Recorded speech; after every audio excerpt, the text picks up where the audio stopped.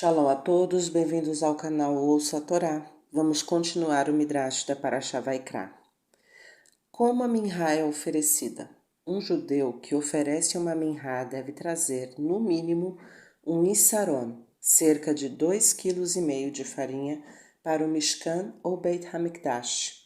Ali ele coloca a farinha em um keli sharet, uma frigideira especial onde já fora derramada um pouco de azeite. Ele coloca mais azeite sobre a farinha e mistura tudo e depois salpica levoná, uma especiaria de cheiro adocicado, sobre a mistura para dar ao corban um odor agradável. Então ele entrega a frigideira ao Cohen, o Cohen leva a frigideira para o Mishbeach e ali faz kimitzá. O que é kimitzá? O Cohen coloca seus 3 dedos do meio dentro da farinha e recolhe o tanto de farinha que seus dedos conseguem segurar. Ele pressiona seus dedos contra sua palma e então usa seu polegar e seu dedo mínimo para tirar o excesso de farinha. O Cohen queima o kometz, a farinha que ele recolheu entre seus 3 dedos e a palma de sua mão, no Mizbeach. O restante da farinha é assado e comido pelos Koanim, na Azará, pátio do Beit HaMikdash. Aquele que trouxe a oferenda não pode comer nenhuma parte da minhá. Há vários tipos de oferenda de minhá. O tipo de minhá de onde o Cohen retira um kometz da farinha antes de assá-la é chamada de minhá solete, a farinha de minhá. Outros tipos de oferenda de minhá são assados primeiro. Somente depois disso é que o Cohen faz kimitzá e queima o kometz no Mizbeach.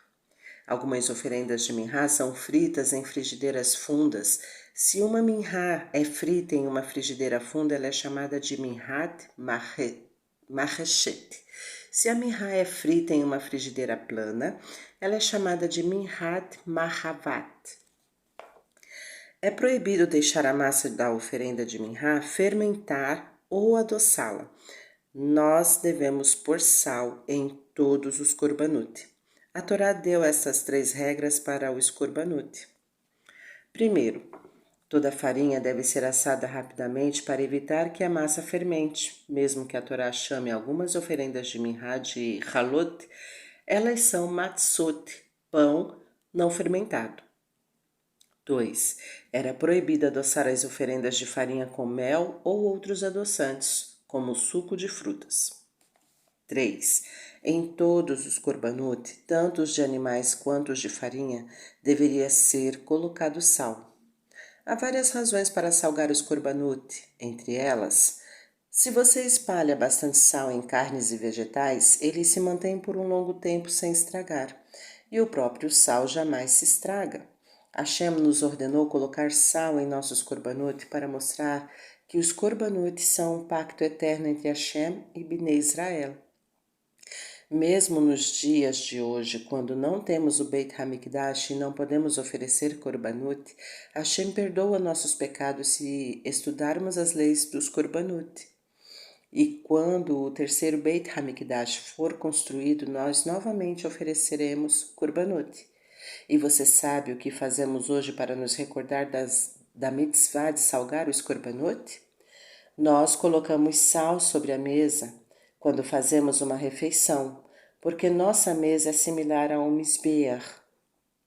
O Midrash acrescenta outra razão para salgar os korbanut. No segundo dia da criação, Hashem dividiu as águas e uma parte delas ele ordenou, fiquem nos céus, e a outra parte ele ordenou, fiquem na terra. As águas da terra reclamaram, nós queremos ficar nos céus, perto do Senhor Hashem. Assim Hashem consolou as águas da terra. Eu usarei a água da terra para o meu serviço no Beit HaMikdash. Sal do mar será espalhado sobre todos os korbanut. Shelamim, a oferenda de paz. Até aqui, nós aprendemos sobre 2 tipos de korbanut, olá e minhá. A seguir, a Torá explica as leis do korban shelamim, a oferenda de paz. Quando o judeu oferece um shelamim, quando ele está feliz e quer comer carne com sua família e amigos. mas ele também quer tornar sua refeição sagrada ao compartilhá-la com Hashem e com seus Kohanim. Se alguém oferece uma olá ou uma minhá, ele não tem permissão de comer nenhuma parte do corban. Assim, ele pode oferecer um boi, uma vaca, um carneiro, uma ovelha, um bode ou uma cabra como corban shelamim. O dono traz o animal para Zará e coloca suas mãos sobre a cabeça do animal, semirá. Como o Corban Shelamim não expia por um pecado, mas sim expressa felicidade e gratidão a Hashem, o dono não recita vidui. Ao invés disso, ele agradece e louva Hashem enquanto coloca suas mãos sobre a cabeça do animal. O Cohen espalha um pouco do sangue do Corban sobre o Mishbeach. Então, uma parte do animal é queimada no Mishbeach, outra parte é dada aos Kohanim e o restante é comido pelo dono do Corban e sua família dentro da cidade de Jerusalém. Um dos motivos por que este corban é chamado de Shelamim é que ele traz shalom, paz, para todos os envolvidos nele. O dono compartilha sua felicidade com os Kohanim e ele oferece, junto com sua família, e ele e sua família comem a maior parte do corban. Como ele é compartilhado por todos, ele faz com que todos fiquem em paz e amizade uns com os outros. Hatat, a oferenda por um pecado. Até agora a Torá tratou 3 korbanot, olá, minhá, shelamim. Estes eram trazidos por um judeu que queria dar um presente para Hashem. Agora a Torá fala de um korban que deveria ser trazido por causa de uma verá, pecado cometido por um judeu. Este korban é chamado de hatat. A palavra hatat deriva da raiz que significa pecado. Este korban era oferecido por alguns tipos de pecado que um judeu cometia sem querer. O que significa pecar sem querer? Existem 2 maneiras de isto acontecer. Primeiro, a pessoa desconhece a Alahá, que é a lei judaica. Por exemplo, ela cozinha em Shabat porque não sabe que é proibido cozinhar em Shabat. A pessoa se engana com os fatos. Por exemplo, ela sabe que é proibido cozinhar em Shabat, mas se esqueceu de que hoje é Shabat e acabou cozinhando. Em ambos os casos, o judeu cometeu apenas um engano. No entanto, a Torá afirma que ele fez algo errado e precisa trazer um korban hatat para que Hashem perdoe seu pecado. Por que alguém deve ser culpado por um pecado cometido por engano? Vamos analisar novamente as 2 maneiras pelas quais a pessoa pode pecar involuntariamente. O primeiro caso é do indivíduo que desconhece a lei da Torá para uma determinada situação. Ele é culpado de não estudar Torá o suficiente. Ignorância não é uma boa desculpa. Se você avança o sinal vermelho e um policial para você, faria sentido dizer a ele que você nunca estudou as regras de trânsito? O policial diria que é responsabilidade sua conhecer as leis do trânsito.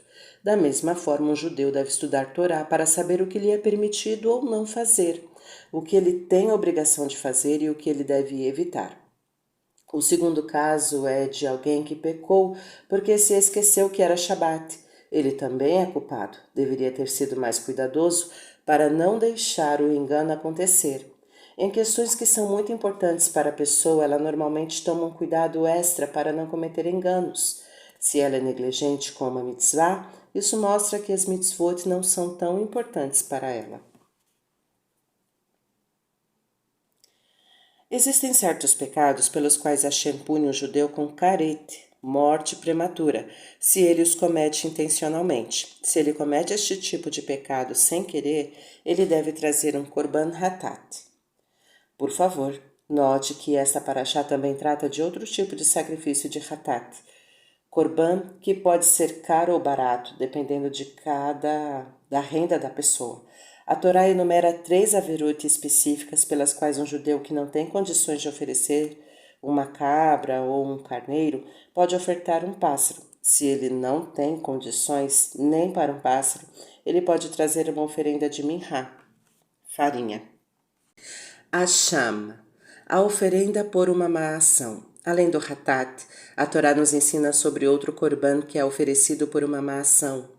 Existem 6 motivos por que a pessoa deve trazer um asham e 3 deles são mencionados em nossa paraxá. Primeiro, A oferenda de Hashem por roubar dinheiro. Vamos supor que um judeu roube dinheiro de outro judeu e então jure em falso diante de um Beit Din, afirmando que não roubou. Mais tarde ele se arrepende e deseja fazer techuvá. Ele deve pagar a quantia que roubou mais uma multa de 1/5 deste valor. Ele também deve oferecer um sacrifício chamado de Hashem Gezelot, a oferenda de Hashem por roubo de dinheiro. 2. A oferenda de Hashem por usar a propriedade do Beit HaMikdash. Um judeu é proibido de usar em proveito próprio qualquer objeto que pertence ao Beit HaMikdash. Ele não pode pegar nenhuma parte de um corban que deve ser queimado no Mishbeach ou comido pelos Kohanim. Ele também não pode usar dinheiro ou objetos que pertencem ao Beit HaMikdash. Se ele usar qualquer propriedade do Beit HaMikdash para seu próprio proveito, seu pecado é chamado de Meilá, fazer uso de algo que pertence a Hashem. Para expiar este pecado, a pessoa deve devolver o objeto, pagar uma multa de 1/5 do valor do objeto e então oferecer um sacrifício de Hashem, chamado de Hashem Meilut. 3. O Hashem da incerteza. Um judeu deve oferecer um Hashem Talui se ele acha que cometeu um determinado tipo de haverá, pecado. Esta lei se aplica somente se ele cometeu um pecado pelo qual deveria trazer um sacrifício de Hatot, caso tivesse certeza de ter cometido a transgressão.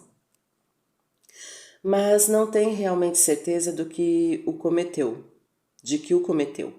Por exemplo, ele comeu carne que continha gordura. Depois ele descobriu que esta gordura poderia ser Helev, gordura proibida. O castigo por comer Helev é Karet, morrer prematuramente sem deixar filhos.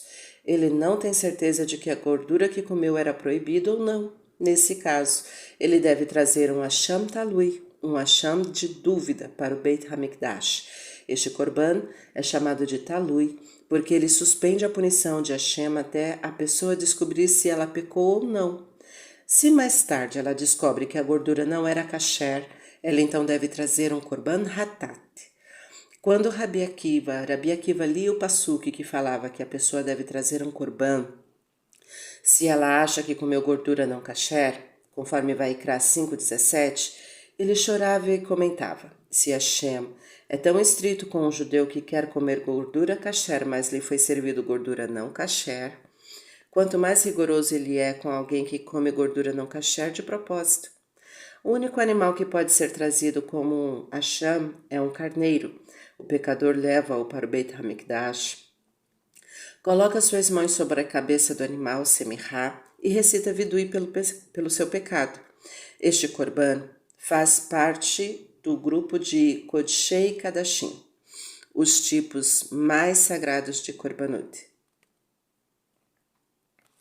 Vamos continuar outro dia. Tá gostando do conteúdo do canal? Então curta, comenta, compartilha. Ainda não é inscrito? Então se inscreve, ativa o sininho e fique por dentro das novidades. Shalom a todos!